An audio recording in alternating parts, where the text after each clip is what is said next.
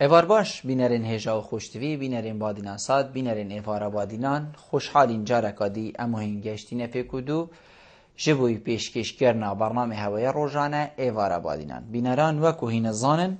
کو اف برنامه روزانه راب بیتن میوانداریا کسانکی یانم بیشین چند کسانکا بوه که الویری گفتگوهک بیتکرن کو او گفتگوه یا گریدای بیتن اپ میوان مایه روژه و بو پتر خدمت کرنا هواین هجا و خوشتوی و زور برایجی ابروکم رابوینه میوانداریا ماموستا زور برایس ماموستا خالد دوسکی وزیر روشنبیری و لاوان یه حکومت هریما کردستانین آنه هیا خوده ابروکه دی بحثی وی چنده که این کار وی وزارتی چیه اف وزارته چه بو خلکیت گتن چه کارت گتن همی تورین دین وزارت هندی مد درفت هبیدن آنه یا خوده مید کرینه بسیار و دیگهنه جناب ماموستای هینین هیجا و خوشتویجی شین وکی همی خلکین دین برنامه پریکاوان جماره اوین سرشاش مدیار هین پیوندی مبکن و راسته و خو هر پرسیاره که هوا هبیتن سبارت بابتی هین شیم گهینه جناب وزیری ماموستای من خالد دوسکی زور برایست و گله بخیراتی سرچاو افروکه بو ایوارا بادینان زور سپاس ماموستا کرم بیجین وزارت روشنبیری و لاوان و گلک وزارت دین افروکه کد حکومت حریم کردستان ده هین چه جیاوازیک چه فرقیک تیتا کرن اشلای سروکاتیا حکومت حریم کردستانی انجمن وزیران ادگل وی وزارتی تو وکو وزیر تو تبینی جیاوازیه که ناوینا وی وزارتی بو وزارتی دی اشلای مصروفاتی و اشلای حکر هاتو که ماسیه که بید اولیش وزارت هوا دست بکتن بیشن افتشتا بلا بو وی وزارتی نبید بلا بو هندکی دی هبید فرقیه که حوصا جناب تدبینیتن ها گلک سپاس بو و میوانداری حقیقت است دخازالی بونیجی کم کو چند جاره که هوا پیوندی کرد کو آماده بم دوی برنامه دا بس ریگ نکفت خوشحالم ابروکو هاتی من خدمت هوا بسیارت از نابینیم کو جیاوازی بیتکرن جیاوازی نابینه هیچ وزارت که نای تکرن از دی رنگ کی دی بحثی وی که کم رنگ وزارت روشنبیری و لاوان وکو اهمیت وزارتی آن کو تجهشتن پیوا روشنبیری و پیوا لاوان و پیوا ورزش کو لیسان بشکش اش وزارتی حتی في قابل نشوية تشارتيفي بروجين استراتيجيين حكمتها هرمي ده هذا خالك أم تفهم فيتكين نكو أواكو أهميتها وين يتزانين نخير بلكي أولويات الحكمة رنجا هندا تشتدي بوينا لورا أبا وكو بي تي في نشوية تشارتيفي وان بروجين استراتيجي ده كو حكمت برنامج كي كرت خاين وباشي نافنجي وباشي دريس خاين بودانيتن أولا لا يدي رنجا وزارة روشنبيري ولاوانجي كو وصا هزير كريا مادام وكو وزارة أن وكو روشنبيري نشوية تشارتيفي وان بروجين استراتيجي ده برنامج كي ريكوبيك سیاستك دیار آشکرا رون بو پیوا روشنبیری بو پیوا لاوان بو پیوا ورزش نبویه بلکی کارو چالاکین وزارت پترچم بیجم دمین بوریدا السر لاینت پیوندین تایبت هاتی یکرن یت شخصی لانی مزاج رنگشول هات بیتکرن اوا ویکناگی هند کو حکمت هرمی پاره ندای نخیر پاره جدای گرینگی جدای او دای بس هر وکی میگویی شلای سرکاتی حکمت و نشود پروژه استراتژی دا وشلای وزارت جیو سیاست کارون و آشکار نبوده بو بکار اینانا اوه هاری کاریاش شلای حکمت و بوی وزارت تیتن پرنگی کی کو بشتن وان آرمانجن کو وزارت هین پنگی بیتن ابا ایک شون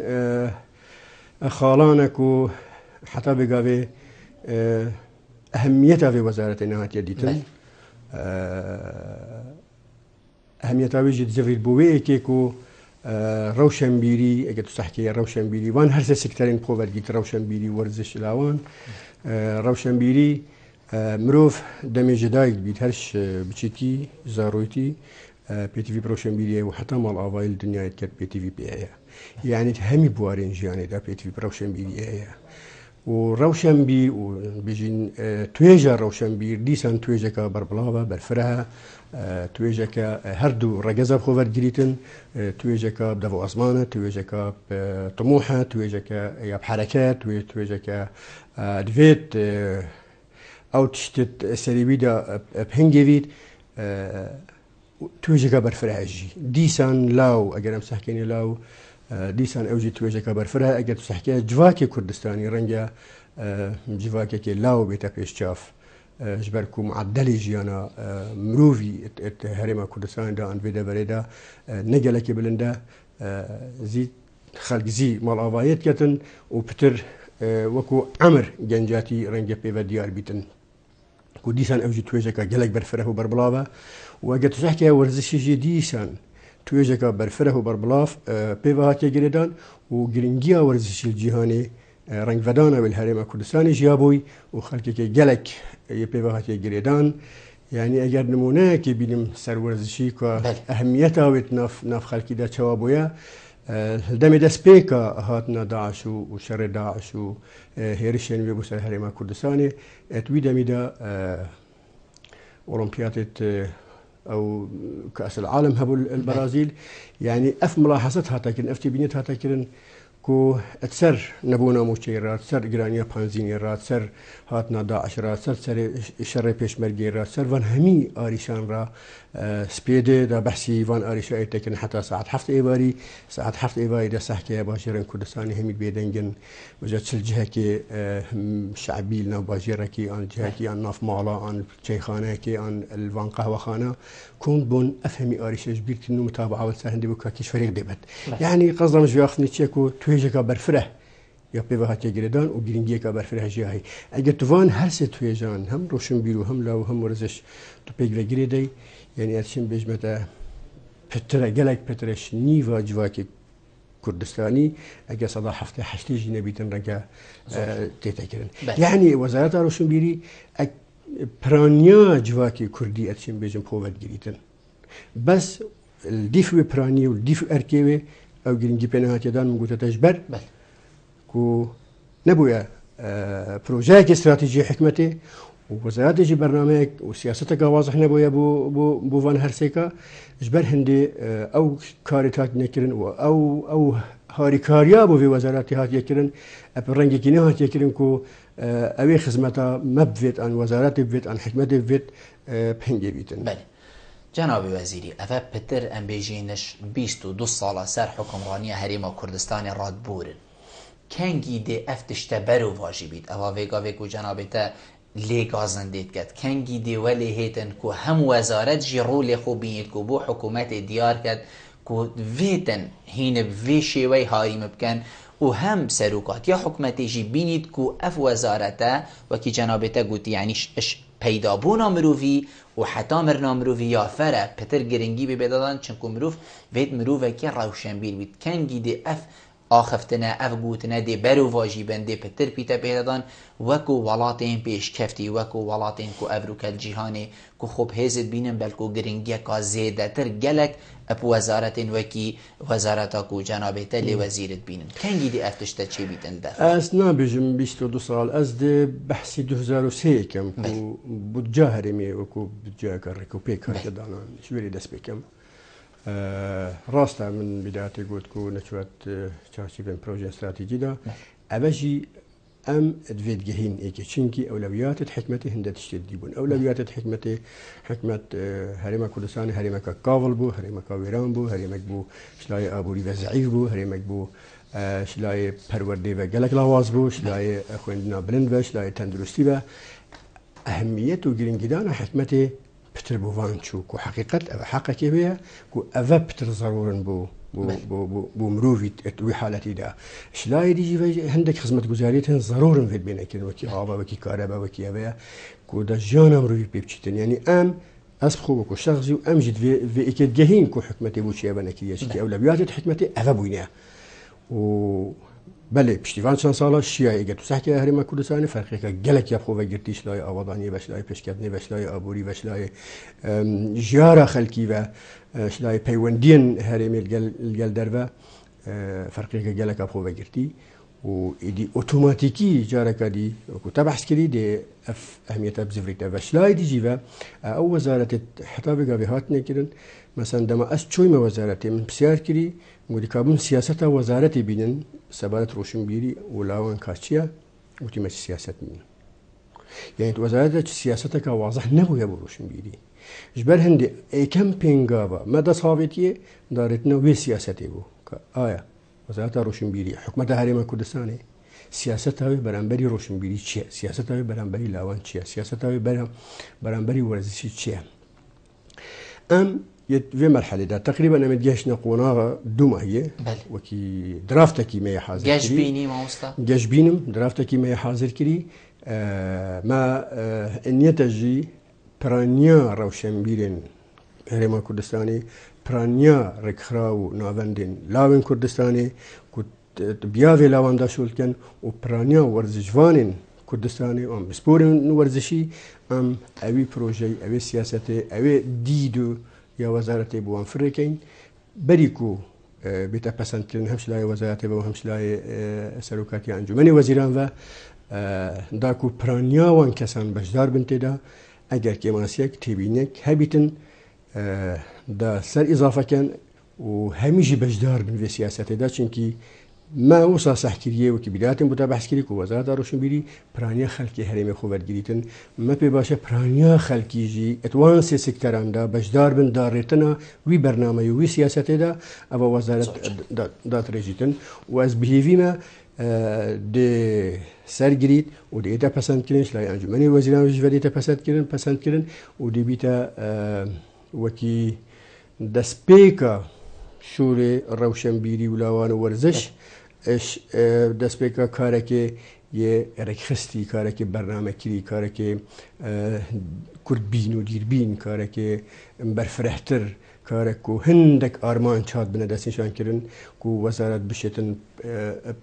ابرياوي وسياسة برنامج خوش دارجتوان ارمان جابينجي بيت زور جانا ما مستا دەستپێکە ئەم بێژین هەبوونا شەڕێ داعش دگەل هەرێما کوردستانی و درێژە هەیە چەند کیلومەتران ئەم بێژین هەرێما کوردستانی ڕۆپڕۆ ڤی دوژمنی بوو هەوە وەکو وەزارەتە ڕەوشەنبیری و لاوان چەند تێبینیە هەندێک کرد و دەستگایان ڕاگەهاندنێ ئێک هەڵویست نینن هەمیا ئێک ئەم بێژین هەدەف نینە هەوە چەند کار سەروێ چەندێ کرد کو اف دزگاه همی ببینه خدانین ایک پیف کو ام بیجین ولات پارێزی تێدا بیتن گەلک تشتیان ام بیجین گەلک ئەسرارên پێشمەرگەی هێزên پێشمەرگەی نەهێنە ئاشکراکردن بۆ وەیەکی دوژمن ئەڤروکە ئەپسەناهی بەردەست کەویتن حقیقت ایک شوان کشین کو ریپری مبون وک وزارت روشنبیری او کشا راگهاندنی بو دسپیکا هاتنا داعش و دسپیکا هێرشن داعش بۆ سەر هەرێمی و پشتینگی بەرسنگردنا پێشمەرگێ و بەرەواژی هێرشن پێشمەرگێ بەجێ بۆ سەر داعش ئەبە ئێکشوان کێشا بوون ڕیپریمە بووین مدفت ئیشاتی بخاڵەکێ بدەم ئەبە بنسبەت دەستگەهێن ڕاگەهاندنێ تەجروبەیەکانی بوو دەستگەهێن مێن ڕاگەهاندنێ بۆ جارە ئێکەیە بکەونەت حالەتێکی وسادا و ڕیپری شەڕێکی جەبهەویە بەرفرە بەرامبەری هێزەکە بقووەت هێزەکە یا عقایدی چاوە سەرە دەرگیر گەل بێتەکردن خاڵە زەعیفە وان مەتێداریتی چەند خاڵەکاوی بکەم ئێک نەبوونە پەیامنێرێکی پرۆفشنەڵ یا عەسکەری بۆ تەختیەکردنەوان چالاکیان ئەبە لایەنێک بوو لایەنێ دی دەستگەهێن ڕاگەهاندنێ بحکمێ سەبقە صحفی ئەم بحکمێ خۆئینانە پێش و بەلێ ئەف خەبەرە من ئینای چکە دەستگەهێن ڕاگەهاندنە طبیعەتی دەستگەهێن ڕاگەهاندنێ وسایە ینی بۆچی دەستگەهێن ڕاگەهاندنە خەبەرێک ئەدگەهتێدا بەڵافکەتن بیک و مەرەمەک هەبیت بیک و ئەودەک هەبیتن بەرژەوەندیە هەرێمێ بدەتن دا خبر ایتا بلاف کردن هندک جاره بلاف کردن هندک اخباره یان هندک راپورتن خبری بوده هندک چاف بکفتنا یان هندک راست و خود دمیتات نکردن تایبتیش لای کنار آسمانی و رنگ برجواندیا ئاساییشە هەرێمە کوردستاندا نەبوو بیتن بەرژەوەندیا بلندە هەرێمە کوردستان نەبوو بیتن ئەvە نە ئەو وەکو عەمدەن بێتەکردن بەلکی بتەسەورا من ئیستیفادەژی لێ نازانین بوو بەێ هەش دەستپێکی وەکو وەزارەت دێمەسا جەواب سیاتەش دەستپێکی وەکو وەزارەت ما هەندێک ڕێنمایی دەری خستنش لای ڕێوەبەریە ڕاگەهاندنێەوە تایبەت بوو پەیامنێرێن جەنگی و هاتنە بەڵافکردن ئەفواتنە بەڵافکردن سەر دەستگەهێن ڕاگەهاندنێ پشتینگی هەندێک ڕێنمایندی بگشتی بۆ بەڵافکردن و دەستگەهێن ڕاگەهاندنمە گازیکردن و پرس کۆنفرانسێکژیمە بۆ چێ کرد دیسان ئاگادارکردنە بە بۆ جارە سیێژی دیسان هەندە ڕێنمایەتی هەندێک زێدەتر و بەرفرەتر هاتنەکردن دەستگەهێن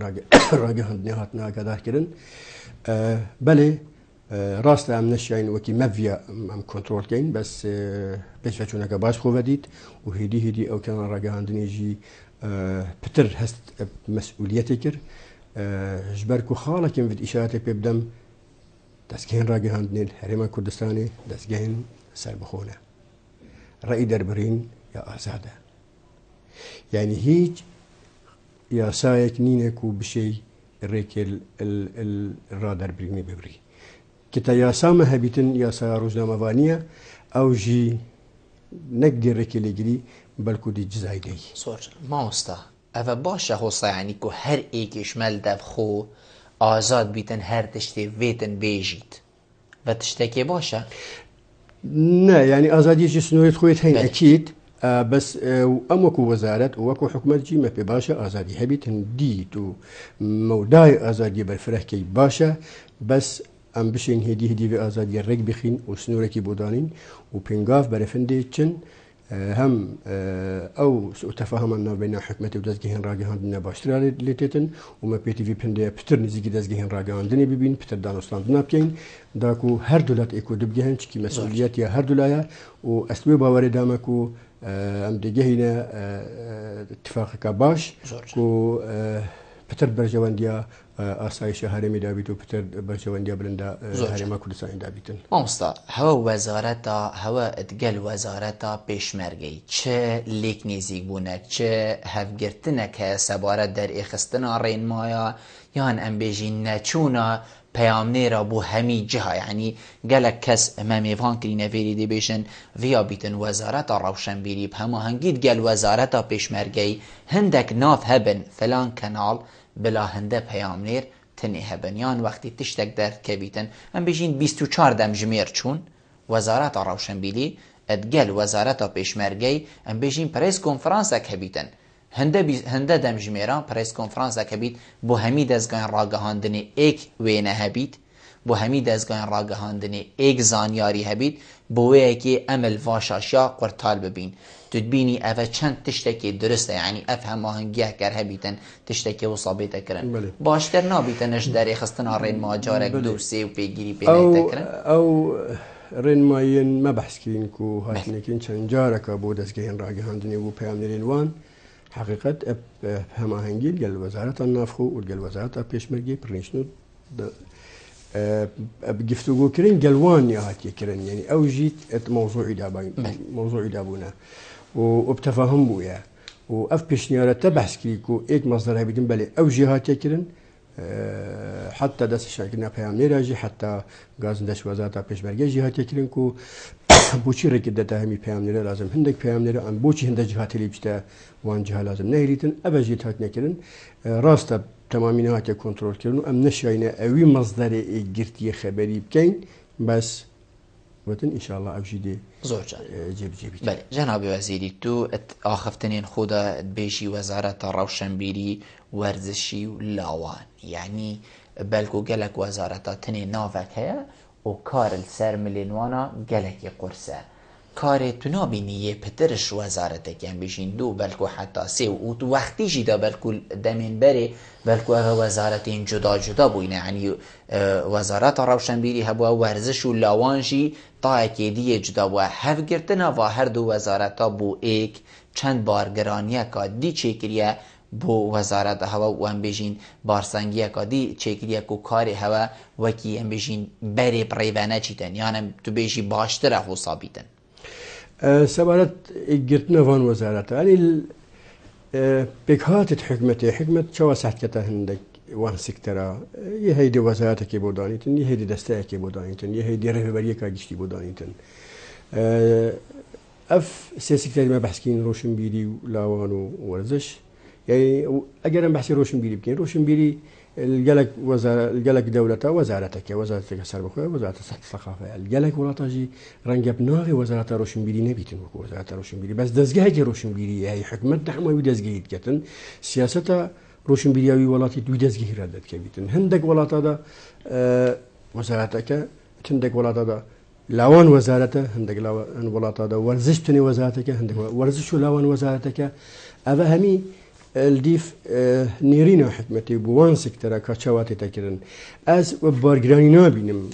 كو هرسي سكتر هاتنو بوينتك وزارة بيجي اگر اول لازم ياسي وزارتان بيتن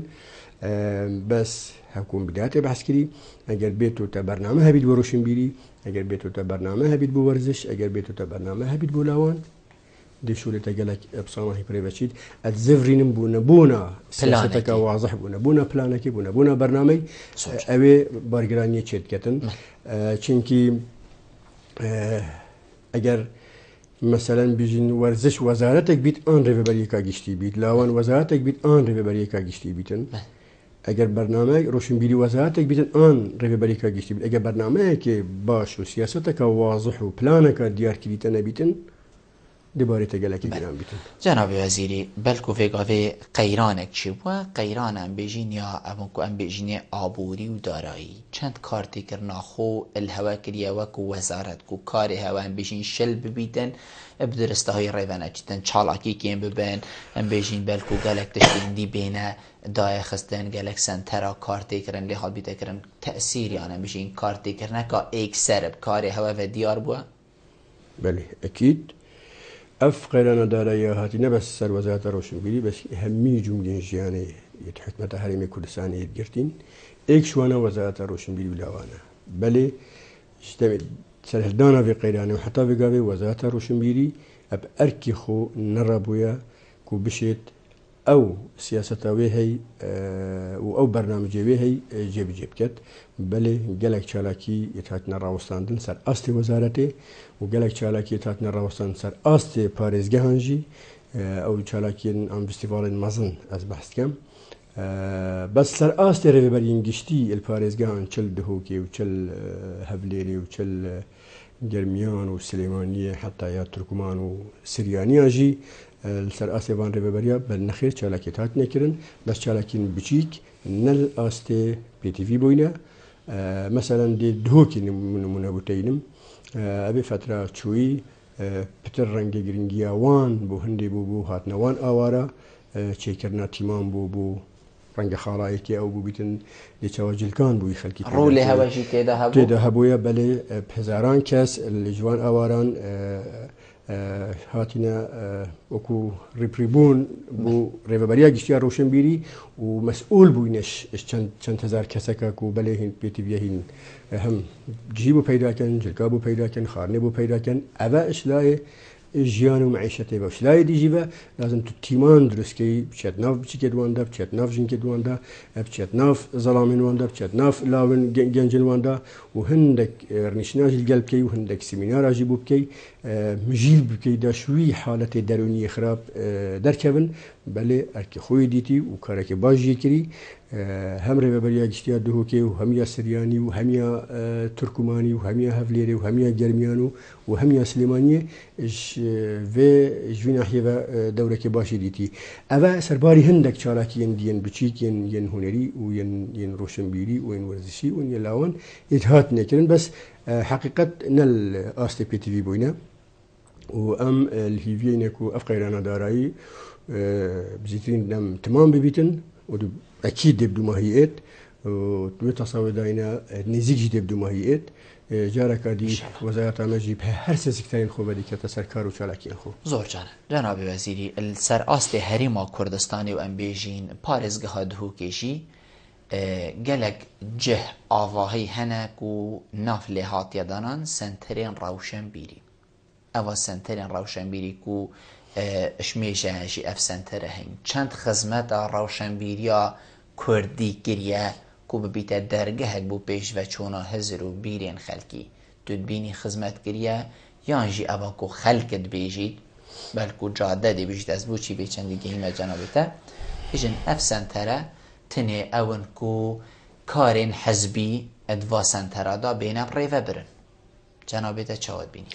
سەبارکردنەکان حەزبی دوان سنتەراندا پێش ڕەنگێکی نابیتن بێتەکردن ئەگەر بێتەکردنجی ئەوە مخالفە نایەتەکردن چونکی ئەو سنتەرە بۆ ڕۆشنبیری هاتیەکردن ناهێتەکردن یان نابیت بێتەکردن نابیت بێتەکردن ئەگەر هەر بێتەکردنجی مخالفەیە بێتەکردن سەبار دوان سنتەرە گشتی بێژم ئەوە ئێکشوان پلانان بۆ کۆمبیداتێ بەحسکری بۆ وەزارەت ڕەنگە بە پلانەکە دیراسەکری بۆ بەکردنەوان سنتەرە پێنگافن هاوێتیە جبر هندي جاكل ساكن بس الدوكي الهبلي يجي والسليمان يجي والقلميان يجي والحلب يجي بصدان سنترين روشن بيتين بلي تيبينيم باش سربان سنتراهين يتهين شاراكن يتهين دوري خود بين بس يتهين جي جلاك جينا نخير دوري خود نديتيا و تيبينيا تو بحث كي رنجبو مجهود من اوغازن ده بلي ام انه يدي لساكن وان سنتران ده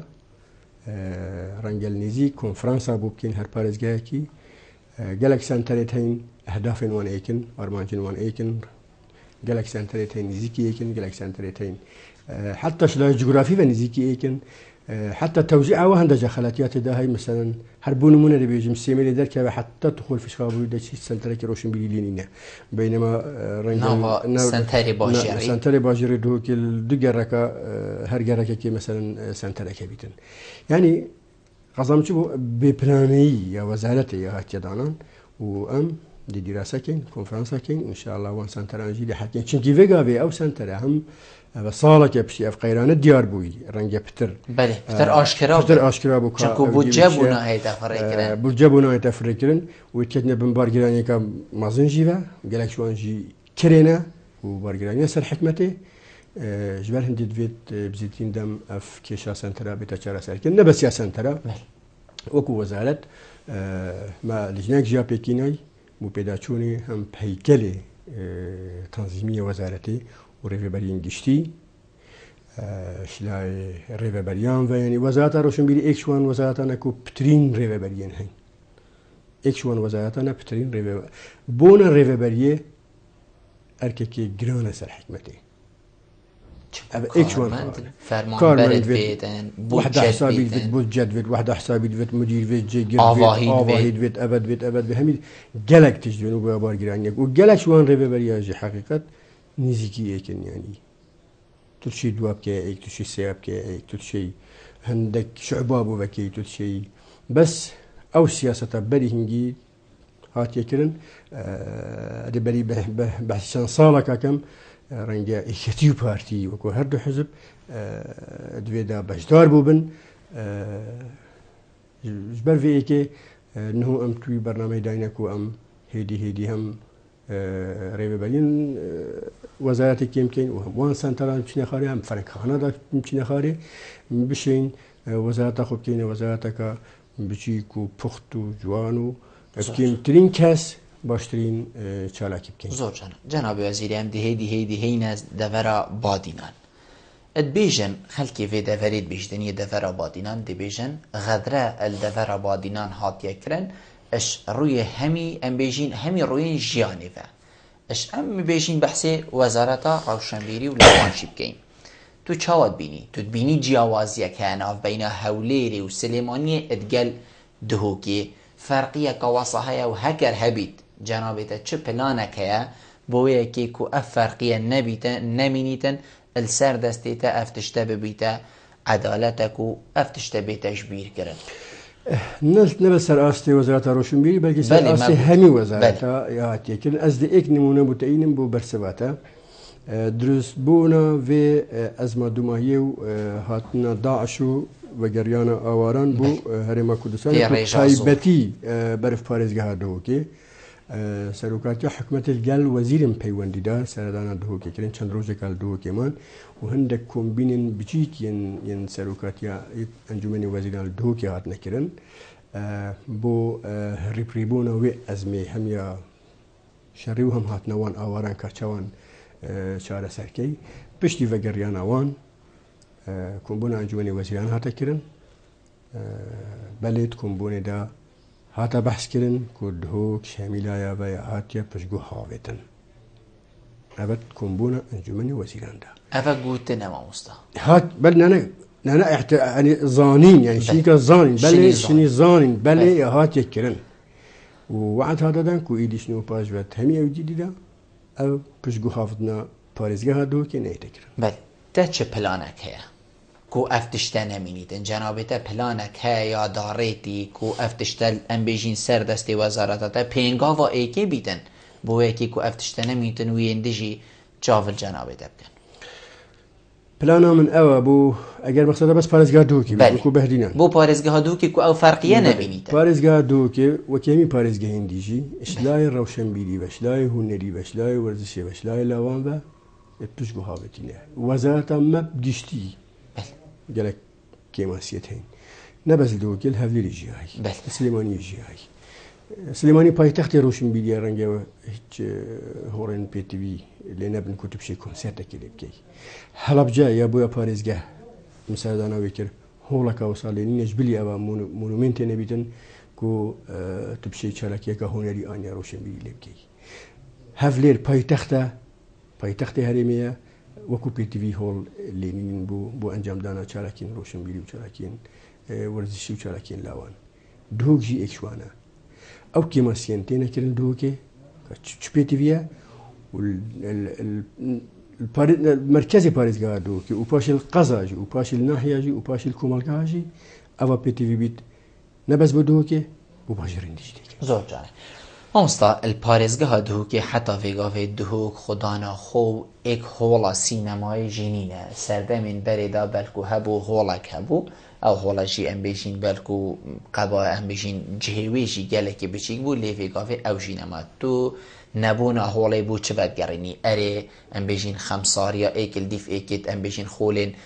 حکوومەتی بووە ئێک یانژی خەلکی پارێزگەها دووکێ حەش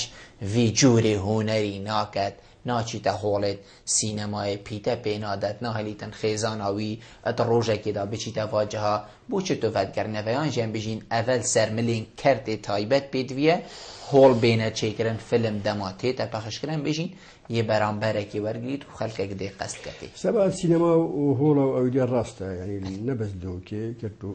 جیندیژی وسا ینی لە قەزاکەوەکی خانەکەین لێ بێژین ساڵن چلا و پێنجیا سینەما لێ هەبووە بگابێ سینەما لێ نینە دووکژی ئێکشوانە ڕاستە دووک وەکو هەندی بیرامەتێت سینەماکە بوو یا بەکری بوو یا هاوینێ بۆ پشتینگی سینەماکاری بەکردن ڕەخ بەکردنە یا شتوویەکە بێژن یا زستانێ ساڵێت نهاتە هەفتەی ویلایەتە هەشتەیە سینەماکاری بەکردن سینەماکە مدرن بوو هەر ئێک سینەمانێ بوو ئەوژی پشتینگی و کاری خۆنەڕابووە ئەوە نەبەس دووکێل هەولێریژی ئەف کێشەیە هەی و سلێمانیژی هەی بێگاوێ ئەو سینەما یەتێنە بەکردن یا هەیل دووکیژی هەی مازیمۆڵ دوسێ ساڵی سینەمایە تین بێگاوێ دووکێ والمۆڵت هەولێریژی تین والمۆڵی سلێمانیژی تین و خەڵکی سەرات دەتن بەس ئەوە دەزیڤێتن بۆ سەقافەتە سینەمایی دەفمە وەکو هەرێما کوردستانی وەکو جوواکی کوردستانی ڕەنگە ئەهەمیەتە سینەمایی باشی بەوەرنەگرت بیتن دیسان دەزێ ڕمەسە هەندێک و چەوە وەزارەتە ڕۆشنبیری سیاسەتەکە ڕۆن بوو تەمامە ڕۆشنبیریە نەبووە دیسان سیاسەتەکە ڕۆن هەم بوو سینەمایی و هەم بوو درامایی و هەم بوو شانۆی هەم بوو وێژی نەبووە پارەگەلێکی هاتێدان هاریکاریگەلەکە هاتیەکردن بۆ کەرتی سینەمایی بەس دیسان دەبێژم بە بەرنامە نەبووە و سیاسەتەکە وازەح نەبووە و ئەم نەشیانە ڕەوشنبیریەکە سینەمایی دناف جواکی خۆدا چێکەین و ئەهمیەتە سینەمایی دیار بکەین بۆ خەڵکی ژبەر هەندێ ئەفکەم و کۆریایەتین ئەوە دە بەرنامە مەدایەک و ئەم پتر گرنگی بدەینە کەرتی سینەمایی و کەرتێ درامایی چونکی ئەوە دوو کەرتێن گرنگن زائدەن شانوژی ئەم شانوژی بیر نەکەین هەڵبەت هەمی لانن هنری هم موزیک و هم شێوەکارجی گرنگی پێ دەدەن بەس وەکو سینەما وەکو دراما گرنگیکە پتر پێ بدەین چونکی دوو ڕێکن توتشەی پسانەهی بچێت ناو خەڵکیدا توتشی پسانەهی پەیامە خۆ بگەهێنی توتشەی دراماکێ چێکەی و تەلەڤیزیۆنی بەڵافکەی چێت هەمی ماڵاندا بەر هەندێم گرنگیکە تایبەت پێدەین و ڕەوشەنبیریە سینەمای بەڵافکەین و بەلێ ئەوە تە بەحسکری کاتە تایبەت ئێکشوان خاڵین گرنگێک و پێتیڤە حکومەتە هەرێما کوردستان بیر لە هەندێ بکەتن و کەرتێ تایبەت بینتە نەف بیاوێ ڕۆشنبیریدا نەبەسیە سینەمای بەلکە هەمی بیاواندا بە تایبەت کوتە تەرکیزە خۆستا سینەمای کرد پێتیڤە بێتەکردن و ئەف هەوڵەژ یەتهات نێدان و چەندین کەرتێن تایبەت حتا نهۆ یەتهاتین پێنگاو ژێت هاوێتین ئامادەیە خۆشیە دیارکردی و پاراژی بدەن بۆ چێکردنا فیلمێکی ئەم بۆ چێکردنا دراماکێ بەشبەر وی ڕەوشێ داراییە حکومەت تێدا مەجارێ ئەف پێنگاوێت ڕاوستاندی زۆر جانە جەنابی وەزیری ئەم دێوە هەردوو پەیوەندیە وەرگرین و دێوەگەڕینەوە. ئەلو ئێوار باش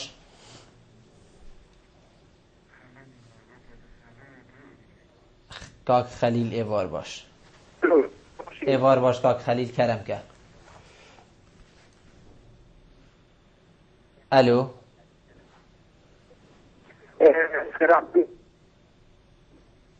نەزانم دەنگێتە ناهێت دەنگ نایێت ئەم دێ پەیوەندیە دیوەرگرین. کاک ئەدریس کەرەمکە بلدم باش باشتر سەرسەری من کاک ئەدریس هەگەر فەرمووی وصلتنا سيدي جوتيين وزير رشدي لوان ولا كدما كدسكات بود عند دخل سكن بكين ان شاء الله زور سپاس بده. بله من بشارة الشافن سيدي شيء بين ك يعني قلتي حتى لو في حكمة هرم أجهش فرزيا ده كنبو يعني يات هميلانا طبعا بس هميلانا كي جانا خلك ده يعني كي مقاسي زورها بود وحباتت مني هرم أجهش حكومة دولة جيبين بس فرزيا بيشاد بيتن خدمت آگهش بارگاه که ندید که کادان توی یه تراشن بیری و یه خدمت گذاری ویدی کنه یعنی چه آسیب بزنه. آیا سیدای برای اول زبرت خمساری بو کارگیری اداره بارگاه و خلقیه یا خدمت خمساره بله. بسیار دوی من سیدای دویتر. آیا بله بگوره. الو. بله ما هاشته های کرم که. آیا خلقی روشنبیر و دولت دیارتی وقت که حکمت جنگی بده روشنبیر و منطقه آنچه که حکمت جنگی بده دا آسر روشنبیر و منطقه سرکوی تنو پیش کرد. زور سپاس با جنابیته. ما مستا کاکدریز بحثی به چندید کتن بیشتن اوش خمساریا اداره پارێزگەها دهو که بوه کو ام بجین اش همین روی که جیانه و هاتیه باش اخستن یا انجام بجین حکومت هریمی بخو اف کار عمدن انجام داد. نه کاک ادریسی بحثی نکرد کو حکومت آگهش دو کنه بخیر آگهش دو که هبویه. بس بیشتن اوش خمساریا اداره پارێزگەها دو که بکو ویشه وی بیتن. دو که هبویه بس رنگت وان بیان واندا غدل دو که هر بیتن کردن. ابد زفرید بو و هفرکیات نابیده هفلی و سلیمانیه. الرنجة لعنة كبتر جرين جدا بتحوليل الرنجة كبتر دا بتسليمانية وأبا يا تكرن بله أسمو خالك دوكي ما بري بتشمت وزارة الجامعة في شعور أكري وقالك خالك ديجي البارزجاه دوكي في شعور أكري حتى ما نقول يك وحقك زيادة دوكي بتدم بل كي حقي بدوكي هي كاتشندا أو بدنا دوكي رنجة دوك بيبشت النخش خمسة كارجريا دوكي نبويا كارجريا دوكي قالك محاولة كرين قالك حاول الدين بس تيسان دزفرين بوي أفريقيا بينها هفليرو وأجر نابي دخلك وجنابي بيجدن أريها كر خلك كراوشن بير بيتن دي بتر راوشن بيريتي أم بيجن دي بتر كاري ودليفا دنوي يعني أجر نأوكو خلك الدهوكي وکی کو برادرت بیشتن هکر پتر یا روشن بیر با دا پتر خم خوری بدهو که بهت دیار کردن. أنا بجم خلق الدهو كنا يعني أثناء قلم كو خلق الدهو كنا روشن بير ناخر خلق الدهو كي روشن بيره بس لازم حكمتي بخو يعني أودينا باكرن وحق الدهو كي كاتشن بويا كاتشن تصدق بويا وحق دابا باريس قاعدو. زور جانا. پیوندی قدیمه هاي أم دیوارگرین کاک خلو ایوار باش. الو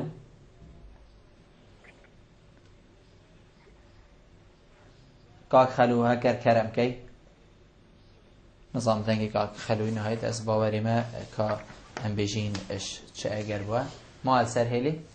بەێ زۆر باشە مامۆستا دیف ئەم بێژین زانیاریên ku ئەبروکەل بەردەستی مەهین و بەلکو گەلە خەلکی ئەم بێژین دهوکێژی زانیتن جەنابێتە وەکو وەزیری ڕەوشەنبیری و لاوان ڕۆژێک هەفتیە تەرخان کردە بۆ پارێزگەها دهوکێ ڕۆژێک ژیل هەفتیە تەرخان کردە بۆ پارێزگەها سلێمانیە و ئەو ژیت بنە هەردوو ڕۆژێن پێنجشەمبی و سەردانا واجهاتکەی مەرەم چ بووە کوتە ئەف ڕۆژە تەرخان کرینە کوتو بێلڤاجها ڕوونیە خارێ ئۆ ڕوونیشتناتەژی الكيريا سبارت في برياري ورنشنا من البارزجا دوكي وبارزجا سليمانية أبا زفريد بو راسباردين إكم كومبونا أنجمني وزير حكمة هرم كردستاني كو تأكيد سر هندها تكرم بيتي في وزير تنير وزارة النرينيت وزير بيتي ميداني بيت وزير بيت دركة بيت سادانا باجر رابكت سادانا باجر كابكت سادانا كومالجاو وقنداب كتن من وكو وزير من نصابي باش بكو تسرفان سردانان راكو بينكرن أبا بيتي بينكرن شبركو دهوكو سليماني ديرنش نافندا بريارة حكمتي وكو وزير روشنبيري روجاكي الدهوكي حفتيا باشتر السليمانية ببینم اجبار چند اگر کام بو ایک بوجه بجی کناوی کو بله ام شنیزی کی خلکی و میدانی نف باجر اندیجی داینا شلای دیجی و بخ از بخونزی کی خلکی ببم سردانا دامود از گهین سربازات وبکین خلکی ببینین پیشنهاد و ورگرین بردوام کنتاکت دا بین الیال خلکی دا بشین برنامه خو سیاست خو یا وزارت برفرهترو باشتر بکین دی بجم مخابنی و حتی بگه انا شایمه بی برنامه پرکوپی کی جیب کم جبرکو گلک جاران بو نمونه دی دوره دهو که تهندید كومبونا كرسميات الهفليري أن تشتكي رسميها الجهة كدي مجبوري يا رسمية بالبشي بجاية تدابكي أو حصاده كدي شيء ونفس تشتي بو سليمان يجي هندا سليمان يجي نبويا كواز بشم وقت دا كم بس هي في دارم كو بشم وان رجان تثبيتهم أبا مدانا بينشمبيا بويا بينشمبيا الدوكي بينشمبيا دي السليمانية وأوجه من هي أصل البانوراما أزادي ترين مخاري ريفابريك مياه الويل البانوراما أزادي أسويت المخاري كسا كيجي بيجي بخير بيت سرچاوا ونبز بو هندين كوام برين خاري بلكي كام دوكي بين سادانا هم دائرين خوكين دامودازگين خوكين كاريگري خو هبو ما مصطفى سردانا بله گلک کاريگري خو هبو زور جان برادری ما کاک خلو هر پیوندی گلمت کرد بالانوار گرین ابا ایوار باش کاک خلو بس از حست کم هکر توزی کرم کی کاک خلو ایوار باش کاک خلو ایوار باش الو مرحبا کرم که سرسری من از خیراتنا میوانی داد که از ام نخ سنتر روشنبیری و تیبت هنری تابعی ماده 140 از مقوشینان زمان و تابعی ماده 140 ریوبریا دو که سکن منانما و دیویژنما و انتماش من تبرد وحافینا چه نعلم ام سکن و بالنوا مزيش سيدي وزير بيوندية ريوبريا قشتيا دو که بقى و هاري خاريا ما بقى افي شيء دادا مسكت خد تیپ خود هنری و سنتر خود روشنبیری نگرتیا دیگه چرا مستقبلت خواهاتینا زور باشه زور سپاس بوده کاک خلو ما مستا بسیاراوی بدرستایی گهشته من بهیتن اوه الهیوا دهوره ام نه تیپو سنترین روشنبیرینک و تابع ماده 140 امل سر جهن خواتینه هاتینه پارزگه ها دوکه حتی ویگاوه چالاکی همی هاتینه راوستاندن بوجه هیچ شیوه که بومه نه هاتیه فریکرن بیشتن ریوبریا گشتیا روشنبیری و هنری پارزگه ها دوکه بیشتن هیچ تشتک بو هوا نه هاتیه سبارت هم بیشین انجام دانا کارو یعنی بیشین چالاکی این هوا سبارت وان سنتر و گروپان البته پشتیوی قیران دارایی هاتی بسر همی داگرتی او برجینوان همیا جاری کردن مثلا 75 اگر بودجاوی 2 میلیون 20 میلیون کار گرتی اوش بر قیرانی بو یعنی وکو دارایی امکانیت نبوینه هاری کاری بکن 2 میلیون ایک ور گرتیه نه یعنی پشتی وی ازمه پشتی ازمه یا بویا صدا پینجی صدا پینجی الفيديو راسته نبس وان دو كيجيو سليماني يجيو شيء ده يازلا ولا كسي شيء أو ولا جيش كبارين زور جانا ما مستا تشتك كفتي سر بحث وباسان وقال خلق هم بيجين بحث كتو طيبت نف دزگان راگهاندنی دا کو اوجی موجه کسانین بندیوار بود وزارت هوا وزارت روشنبیری و لوان چه بارد وی چنده ده هبو هوا فرمان بر هبوینه کو بندیوار هکر هبن هوا چند هوال دا اکو نمینن یعنی بجین وگرنه و سر کارین خو هر ایکل جه کلومات یا بجین دست نشان کرد السروي پیدا شدن بحث کردی وکو وزارت بو کم کرنه و کم کرنه خارجیه و کم کرنه ریبریا و کم کرنه هیکل تنظیمیه هم وزارت و هم ریبریا فورمنگ جمعه بلاف کردی سر همی دامو دزگین خو ریبرین خو سبارت کارمندان هیچ تبدیلی بو مناعتینا و هر وقت که بو مبدیلی هاتن ام جزاین که مچه خلال سبارت کارمنده هیو دیدگل دارای چاره سرکی. بله. هکر هاتو ام بیشیم بو هوا فگر یا ماموستا و هوا هم طبیعی بلکو گلک وزارت افریقا بیت اومد بارن کو افتشتیتین و گلک وزارت آجی گوت یا وگر نو سر کارن خود. دو نابینی غدره دما کابره کی هیچ جاره کی دوام نکر بیت افریقا ناوی در کفتل وزارت جنابیت فرمان بره. هیدی ام صبحی بیجنی وره و سر کاری خوب. تو بینی اوه بیت لادام باشتره بچی دما بخصوص حکت کاره کردی چون که اوه هنده ساله اوی موجه ورگرتی بی بران بر یعنی جی او بزفری تفاوه که هر فرمان بره کردی فرمان بر بید و کاری خوب کد باشتره. أبدا زفرين بو سر وضع حكمة هرم كردستان يعني نبس وزارة روشنبيري بلكي همي وزارة همي حالة أف حالة هي ويبو يجيب كاجي نشد إنكارية بكتن بس وكل رأيام بخو يعني برينا مو شيء بو هركسكي أز باش نابينم بلكي غازيكي قال باخبي بيجي بخو الجهكي ساكا شولكي بكت رنجا باشتر بيتن